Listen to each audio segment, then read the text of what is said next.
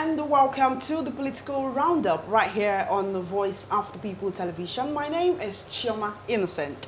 Now, on the Political Roundup, we discuss and analyze trending issues in the political arena, as well as other sectors that impact our daily existence. Before we proceed, we'd usually take a news overview on issues across the polity. A report reaching us indicates that the Economic and Financial Crimes Commission, Efcc, has allegedly arrested the chief executive officers of Zenith, Providos, and Jay's banks. The bank chiefs were allegedly arrested in connection with financial misappropriation and fraud linked to the Minister of Humanitarian Affairs and Poverty Alleviation, Betta Edu, and her predecessor, Sadiya Umar Farouk. Now, multiple credible sources within the presidency confirmed today that the banking executives are now in EFCC custody. The EFCC is currently investigating numerous instances of substantial public funds diverted into private accounts and actions sanctioned by Betta Edu and Sadiya Umar Farouk using their position as ministers. Now, Farouk, who oversaw the Ministry of Humanitarian Affairs, Disaster Management and Social Development under the previous administration, is also under investigation for the mismanagement of at least 37 billion naira in public funds, which were designated for the conditional cash transfer program of former President Muhammadu Buhari. Now, the large-scale movement of funds into private accounts was partly facilitated by a potential deliberate oversight in flagging suspicious transactions, a responsibility that banks bear under various anti-financial crime laws and central bank directives. Meanwhile, the Independent Corrupt Practices and Other Related Offences Commission, Icpc, and the Economic and Financial Crimes Commission, Efcc, have pledged to deepen collaboration in the fight against corruption in the country. The two anti-graft agencies made the pledge today in Abuja at a high-level meeting initiated by the chairman of the Icpc, Dr. Musa Aliyu. The meeting, which had in attendance the chairman and management staff of the two anti-graft agencies, was aimed at strengthening efforts for greater impact in Nigeria's anti-corruption drive. The Icpc chairman said that the meeting was also to discuss other areas of collaboration and to deepen existing relationships between the two agencies.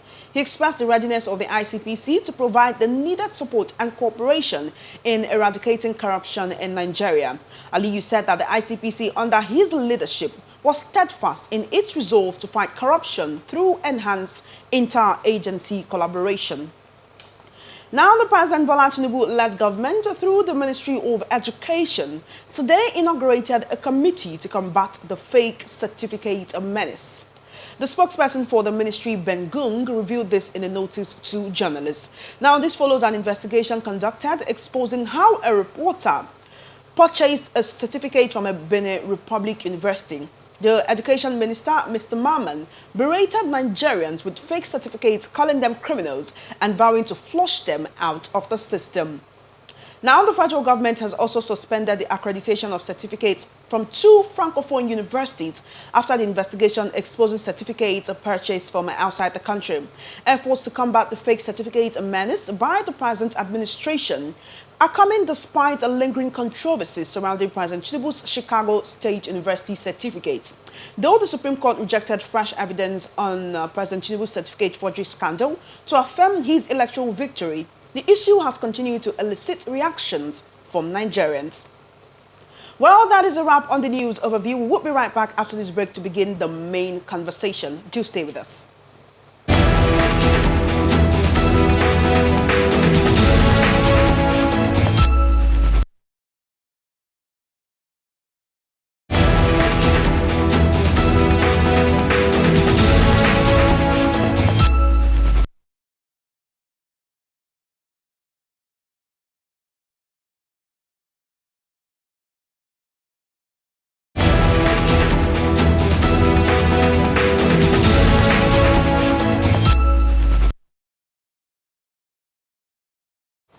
Welcome back to the Political Roundup right here on Voice of the People Television. My name is Chioma Innocent. I am your host for today, and it is time for us to delve into the crux of the conversation.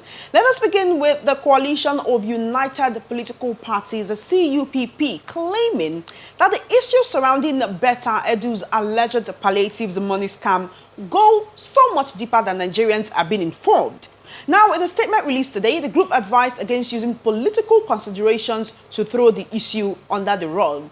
That is to say, it doesn't matter who Betta Edu is affiliated with. She has to not just be investigated, but to be prosecuted as well. Now, the organization welcomed the suspension and inquiry of the Humanitarian Affairs Minister and also encouraged President Bola Tinubu to look beyond Edu to find everyone engaged in plundering the treasury. Now, in a statement signed by National Secretary of the CUPP, Peter Ame, he expressed the belief that the suspended minister could not have carried out that heist without the urging of a stronger and perhaps a more high-ranking member or members of the present government. Well, joining us right here in the studio to discuss this and the other issues on the political roundup this evening, I do have our in-house guest, Mr. Peter Anasike. In case you did not know him, he is a development economist, an author and a journalist with so many years of experience. Good evening, Mr. Anasike, and welcome to the conversation. Thank you for having me. Thank you so much for coming. Joining us virtually, we also have Mr. Dele Fanimo, a political and social commentator. He is also the former managing director of Leadership Newspapers and also former editor of Guardian Newspapers. He is a journalist with over 3 decades of practice, an administrator and, of course, political affairs commentator and a social critic. Welcome to the conversation, Mr. Fanimo. Oh, thank you very much for having me. It's my pleasure to be here. Thank you so much. All the way from the diaspora as well. We do have a patriot, an educationist, and a public affairs analyst. I'm talking about Dr. Joe Udeaja. Welcome to the conversation, Dr. Udeaja. Thank you. Thank you. I'm glad to be here. Hello, everybody. Thank you so much for joining us. Let us begin with the elephant in the room, the Coalition of United Political Parties. We do know that this is a formation that involves so many different political parties coming together under one umbrella, right? They are saying that the issues surrounding Betta Edu's alleged palliative, money scam are going. It goes so much deeper than Nigerians are being told, so much deeper than we are being informed, right? The group is saying, look, it doesn't matter who Betta Edu is affiliated to. It is good that she was denied entrance into the presidential villa to see the president. It is a wonderful development that she has been suspended. But beyond being suspended, we need you to look into every other person who may be affiliated with this scam in one way or the other and to make sure that they are all prosecuted and to make an example of them. I'd like to begin with you, Dr. Udeaja. Now, this is something that, we keep saying over and over again. Critics and analysts alike agree that the president has done something good. Even people who are not his fans, who were not his fans from the beginning, have said, look, this one we will commend. But then do we expect him to actually go deeper and find other connections to other probably high-ranking members of his cabinet that will need to be prosecuted alongside Betta Edu? Is this something you would expect of the president, Dr. Udeaja? Yes. In fact, let me just say that when I read about this situation, obviously I was disappointed, like a number of Nigerians. Disappointment with regards to the issue, but more important with regards to the fact that, if I understand it, Betta is one of the youngest, if not the youngest minister in this administration, which has some impact because we want the youth to be involved. And this is not a good beginning. Now, in terms of the administration's action so far, I commend that. I commend the action taken by the Tinubu administration, one, suspending her pending investigation. So I do agree that the actions obviously are good, but also believe that the extended investigation is important. And calling on that also is good, because these are things that will make Nigerians feel connected with the government and, more importantly, feel that the government is taking action. So I truly and sincerely hope that they go with extended investigation into this matter. All right then, thank you for your submission, Dr. Udaja. I would now like to move on to Mr. Dele Fanimo. Right now, the CUPP is talking about accomplices. It's talking, they are talking about other people who may be involved. Minister of Interior Olubunmi Tunji Ojo has somehow been embroiled in this whole matter, in this scam, right? Do we expect that searchlight to really go deeper? And if that searchlight is to go deep, could we have people who are very, very close to the president also being guilty of these charges of corruption, of misappropriation of funds? It would seem that the corruption crises which were rife during the previous administration are also rearing their ugly head in the early days of this administration. That's for you, Mr. Fanimo. Yes, I'm here. You see, it's so scandalous that we are seeing all these less than 1 year anniversary of this administration. And it calls to question the integrity of the entire administration. I was discussing with a lady this afternoon in my office, and the position she took was frightening. She obviously knows Beta Edu. They are from the same area. And she showed me a mansion that was built by this young lady in less than 3 months of the inauguration of this administration. Of her appointment in Cross Rivers. So she also told me that even the 37-year-old she claimed is still questionable. And on top of it all, she said the only thing that shocked her was that it was too early. But whatever is said of her is not out of place. That she's noted for this kind of attitude in the past. If that is true or not is still in the realm of speculation as far as I'm concerned, because of the tenet of my profession. But I was privileged to watch the Tunji Bumi Ojo, the Interior Minister, last night. Immediately I was watching that program, I knew there must be something wrong with the minister. Because that program, Politics Today, anchored by Seun Okinbaloye, was a political program. There was no reason to bring that man to come and sell Interior Ministry and e-passports. So it was more of public relations, and I got curious when Seun asked him that, is it true that a company owned by you and your wife with substantial interest got this contract? The company is called Pacific something. You know, that the company got about 500 million naira contract within the last 6 months of this administration, and that it was shoddily done, it didn't follow due process. And I was wondering, I said, this is not the kind of avenue for that kind of questions to be raised. That's not the design of that program. So that was when I started looking at the suspicion. I mean, the curiosity became curious here for me. Now, coming back to your question, for me, corruption is becoming too endemic that you can always just wish away Nigeria and wish its existence.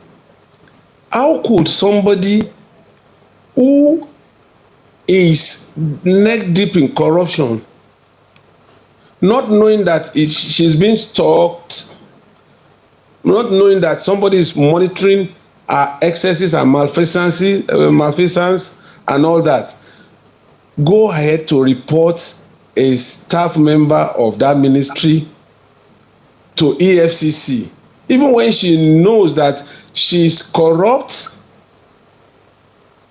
Unknown to her, this lady orchestrated a very beautiful plan of ensuring that all the money this woman wanted to put in a blind account for future fleecing of the common till was moved to 3 different accounts unknown to the minister herself of the ministry. So when it was time for her to begin to pick the apple, she couldn't pick anything, and she went to EFCC, only for the lady to show EFCC, ensuring that Tinubu got wind of this and showed EFCC the 3 accounts owned by the ministry where this 32 billion was lodged. And that was what blew up the 586 million this woman wanted to transfer to an individual account. So this is a case of them telling on each other. Yes.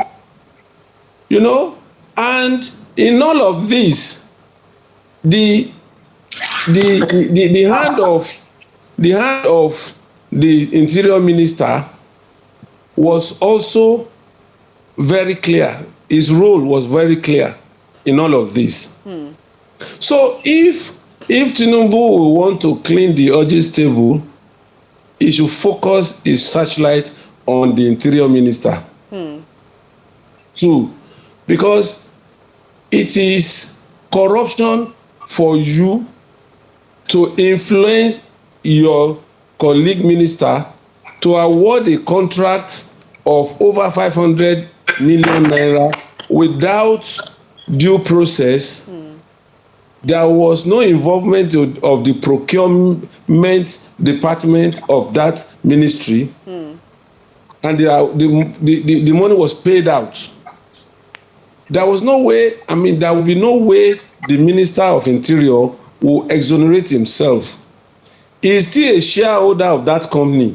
He gave the impression that he had resigned from the directorship of that company, but he's still a shareholder in that company.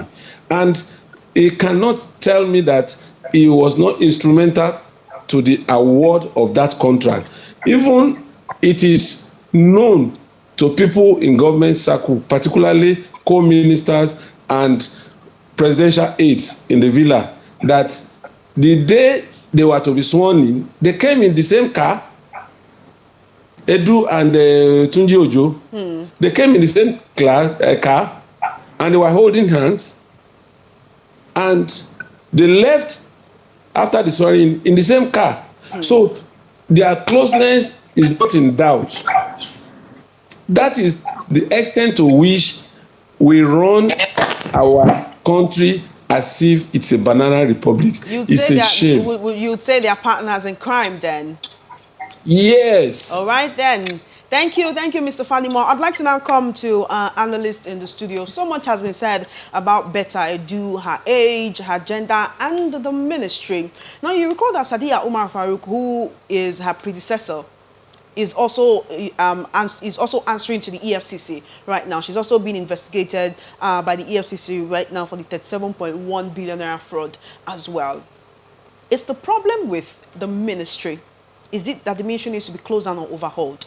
The problem, is it youth, which is on the side of Betta Edu right now? Is it youthful exuberance? Or is this just the greed of the political elites who are always just looking for what to grab and run away with? In this case, our national commonwealth and the funds that are meant to go to vulnerable people. The issue of Edu was exposed to money very, very early. Understand? Mind you, she was formerly Commissioner for Health in Cross River State. By then, he wasn't even up to 32. Understand me? So while some of her mates were in the university, she was already eating government money. And corruption is infectious. Once you are in, you are in. And from there in 2020, she was made the chairman of COVID-19 in Cross River State. So I feel that EFCC should also go and investigate what she did with that COVID-19, because if they beam their satellite there, the same thing that she's trying to do here now must have happened then. Understand? And one funny thing is that these people, she now tried to bring God inside it. That it was Oyedepo that prayed for her to become a minister. Understand me? That's what she said, that it was Oyedepo. Now bringing God inside it. So if it's Oyedepo, a godly man that prayed for you, why didn't you go the godly way? So for me, the Ministry of Humanitarian Affairs is a conduit pipe that they are using to siphon Nigeria resources. Why it is so is because Nigeria don't have data. We don't have data. There's nothing accurate in the country. So, and it is privileged people that they put in that ministry. That is why Omar Farouk was put there, and that is why Better Edu was put there, because Better Edu is very close to Onuremi Tinubu. So I commend the president for taking this action. It is a step in the right direction, but it must not stop at her. All of them should be brought into this mix. Because Buhari ran the most corrupt government in the history of Nigeria. And that ministry, if they can beam such that into the money that was pumped there, it is hundreds and hundreds of billions. So that 37 is just a tip of the iceberg. There is more. So EFCC should go ahead and unravel all this thing, and then Better Edu is not beyond going to Kuje prison. Farouk is not bigger than going to Kuje prison. All of them should be made to go there. Understand? They should be sent to prison too. Let a mosquito bite them. Is that when we can agree that the president is actually pursuing the fight against corruption to the letter? No, one, these issues, there's no way you can cover this. Because Edu herself accepted sending money, government money into private account, which is against the CBN Act and against the constitution of the country. So she has accepted the guilt. EFCC should now go ahead because she did not work alone. There are still other people that did this job, that have been doing this job with her. Just like the former CBN governor. All the deputy CBN governors should have been arrested because all of them conspired to do what Emefiele is being charged. Emefiele did not act alone, and Better Edu also did not act alone. They should go and bring everybody, and for the investigation to go seamless. Suspending her is a very good word so that she will not interfere with the investigation. All right, then you are still watching the Political Roundup right here on Voice of the People Television. I still have my guests, Mr. Peter Anosike in the studios, and virtually Mr. Dele Fanimo and Dr. Joe Udeaja. We will now move on to the second topic, and this involves Nnamdi Kanu, the detained leader of the indigenous people of Biafra, IPOB, who has decried what he called strange delays to transmit his case file to the Federal High Court from the Supreme Court. Now, Special Counsel to the IPOB leader Aloy Ejimakor disclosed this in a statement yesterday. The Supreme Court, we do know that the Supreme Court had on December 15 last year ordered the continuation of Kanu's trial on terrorism charges at the Federal High Court in Abuja. Kanu's lawyer said the detained IPOB leader strongly condemned what he called an unusual delay to transmit his file to the lower court, despite the order issued by the Supreme Court. Now, the special counsel said Kanu spoke when the lawyer visited him on Monday at the facility of the DSS. The IPOB leader, according to the statement, described the delay as unacceptable. He frowned at the Supreme Court for failing to carry out its own order on the transmission of the case file to the Federal High Court in Abuja. We do know that Nnamdi Kanu's case has been dragging on for a while now, with so many people, so many critics and analysts alike are talking about how this has more of a political than judicial undertone. But then, Justice James Omotosho of the Federal High Court in Abuja today fixed a hearing for March 4, 2024. A fresh 1 billion naira suit filed by Nnamdi Kanu against the federal government, the Attorney General of the Federation, and the DSS, and the Director General of the DSS, that is Yusuf Bichi, right? Now, the judge had to reschedule his hearing in the fundamental human rights case because Emefiele's counsels, Nnamdi Kanu's counsels were not in court. The counsels for the federal government and the DSS did appear in court, but his counsels did not appear in court. Now, Ejimakor is always telling us what Kanu said. He's always saying, this is what Kanu said to me. This is what he's trying to let the world know. Now, this is a fundamental human rights case. Just yesterday, in what we could call a landmark judgment, the very first public judgment for the year that the judiciary gave, they awarded Emefiele 100 million naira against the federal government in a fundamental human rights case. Are we supposed to expect the same thing in Nnamdi Kanu's case? Or because they are not being charged, they are not being held on the same charges, it should be something different? Dr. Joe Udeaja, thank you for holding on. I'd like you to really speak on this Nnamdi Kanu case. Are you one of those who believe that this has more of a political than judicial undertone? Last year, it was the year of all eyes on the judiciary. Should we expect something different from the judiciary this year? Especially in the case of Nnamdi Kanu. He's one that so many people have wanted him to be free for a long time. Sure. Yeah, I think it's unfortunate that Nnamdi Kanu's case has morphed from personal issue to political issue. We can no longer ignore the political implications of his case. And I'm pretty sure the government is aware of that. Regardless of the side individuals are on. My view is that the legal process should go on. However, that process needs to be fair. Nnamdi Kanu is accused, and an accused person should have rights to the information that he or she needs to prepare his case for. So, in this case, for example, the news that Nnamdi Kanu does not have all the necessary information as he prepared for his case, that should be investigated. In fact, I believe that the court itself should do immediate investigation to see why such a delay.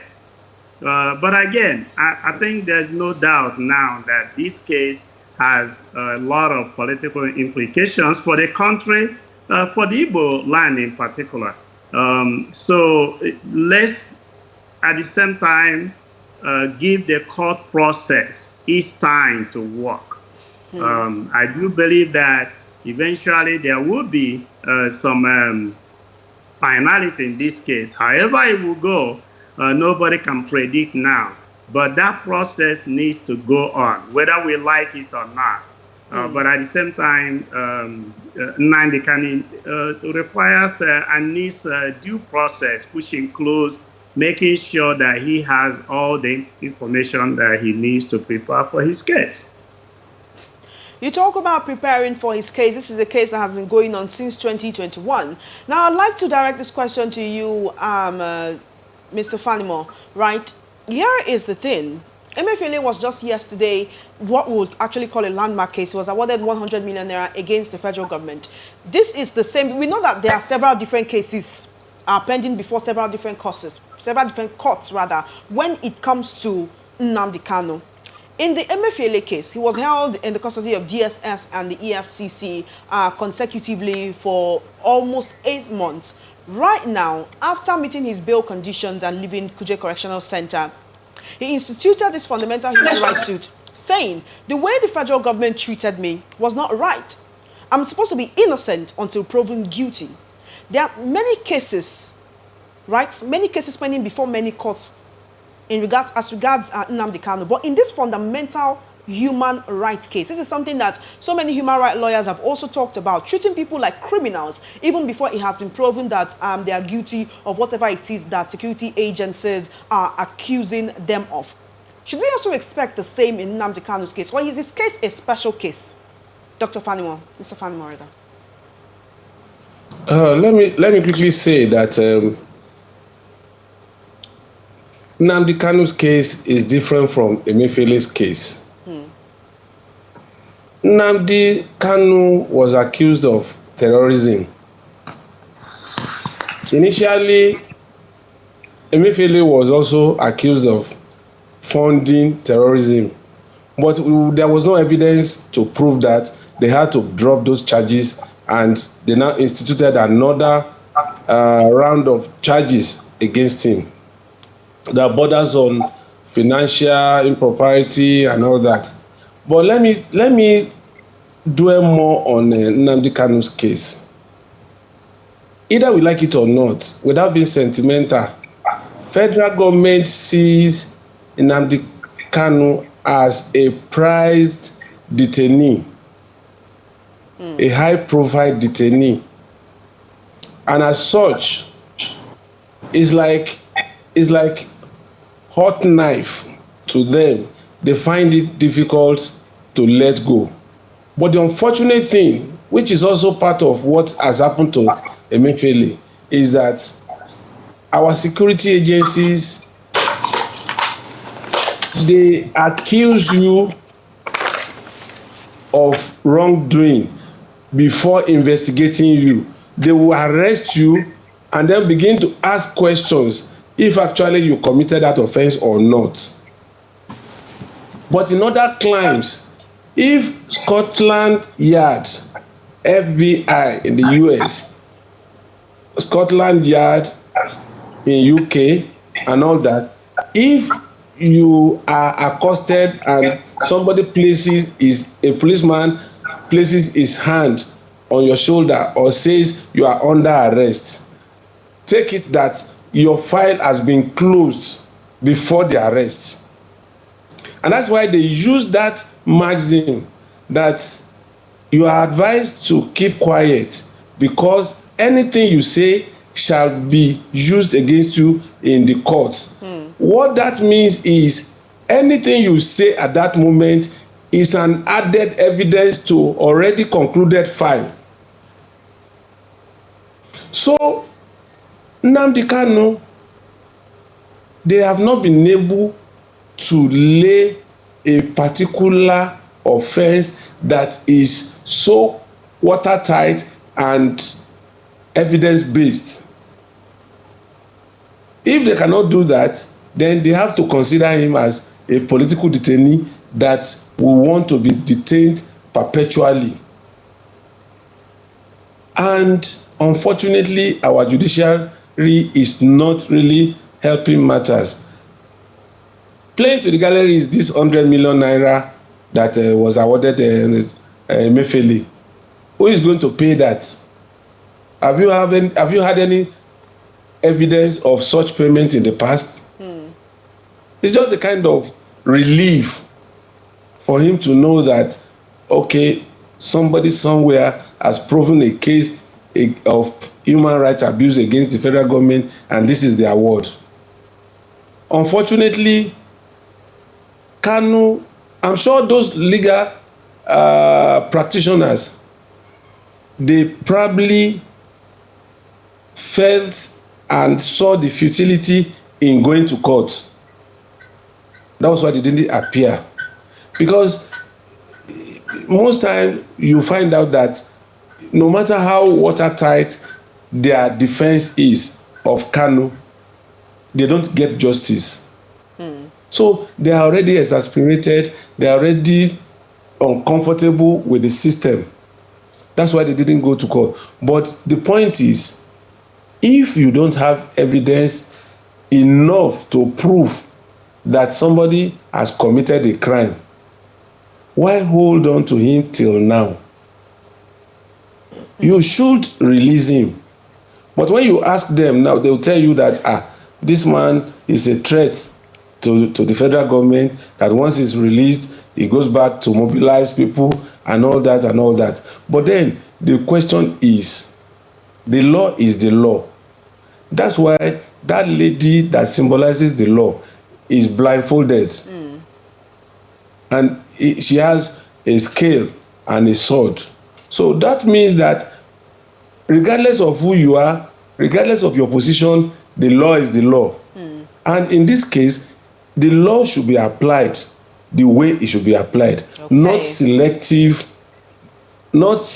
judgment, not having somebody as a prized detainee that shouldn't be released. So what that means is, if it continues like this, if this trial continues like this, then the new government that will come maybe in 8 years would also take Nnamdi Kanu as part of the handing over notes.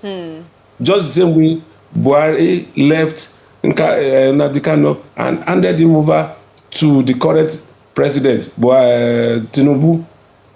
Are we going to have that continuously? If you want to convict this man, go to court, present your evidence, make it watertight, let this man be convicted, let him go to jail. If you cannot convince him based on evidence, release him, let him go. Kanu cannot be greater than the whole country. Okay. Thank you, Mr. Fanimo, for your submission. I'd like to come back to you, Dr. Odeaja, before we come to Mr. Nosuke, in-house analyst right here in the studio, so that I can let you and Mr. Fanimo go. I'd like to know if there's any other thing you want to say about the Kanu case, the case of terrorism against him, him also instituting a fundamental human rights case against the federal government. Do we see him being released at any time? Although there have been some undertones suggesting that, he may be released soon. The deputy speaker, Benjamin Kalu, has come out to say that, he may be released soon as well. But if the courts are saying one thing and politically another thing is being said, it would seem that Kanu's fate continually hangs on the balance. Dr. Odeaja, that's for you, sir.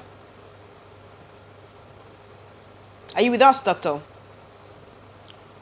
All right, it seems Dr. Odeaja is no longer with us. So I'd like to direct the question to you, Mr. Nosuke.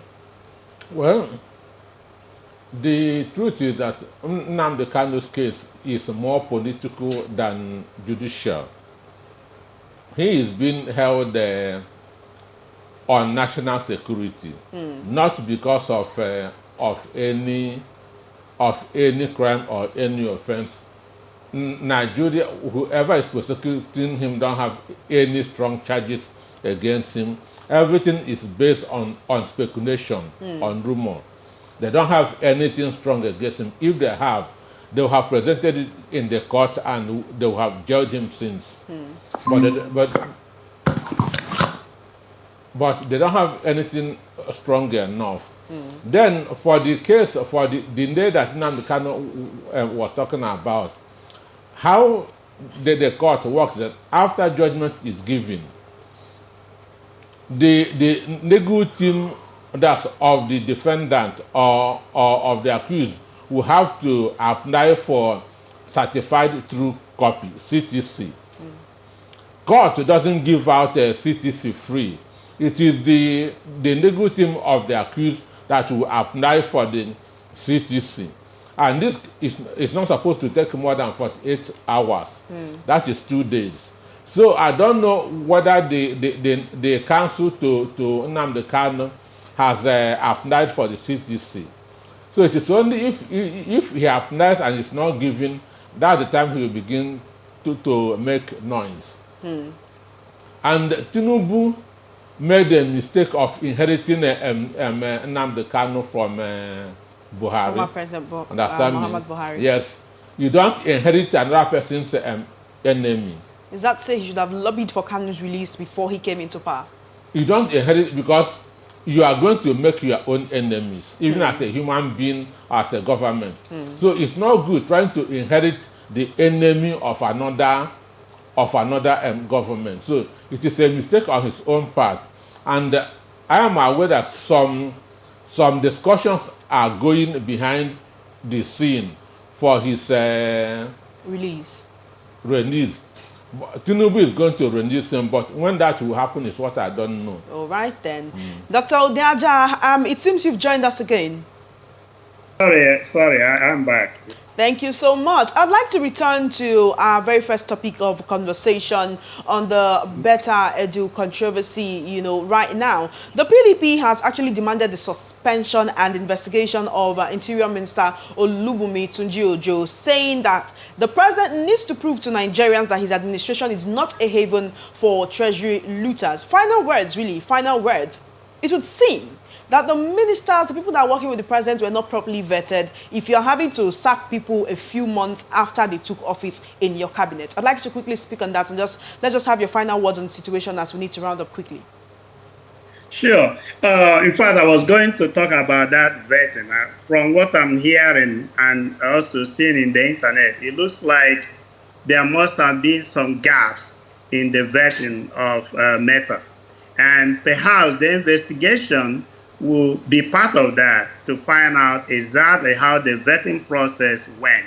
And not only as it pertains to her, but also as it pertains to other ministries and positions within the administration. So again, I strongly suggest and recommend that this investigation goes beyond the minister and look into what the vetting process was and use that as a way to make changes. I think it's important that we understand that things will happen, okay? Even in this country, United States, with years or centuries, in fact, of governance, every now and then a situation comes up where somebody is appointed and within weeks or a month, something happens where something was missed. The important thing is, what do we do? What do we do when that happens? Do we go back and look at it, or do we say, okay, let's continue? So that's why I'm happy that we are doing, that this investigation is being called, and I do believe the administration will get into it. Thank you so dearly, Dr. Joe Udeaja, for joining us right here on Political Roundup this evening. We do appreciate your input and, of course, your analysis. Thank you so much for joining us. Sure. Excuse me. Sorry. Hello? Okay, Doctor. Yes, please.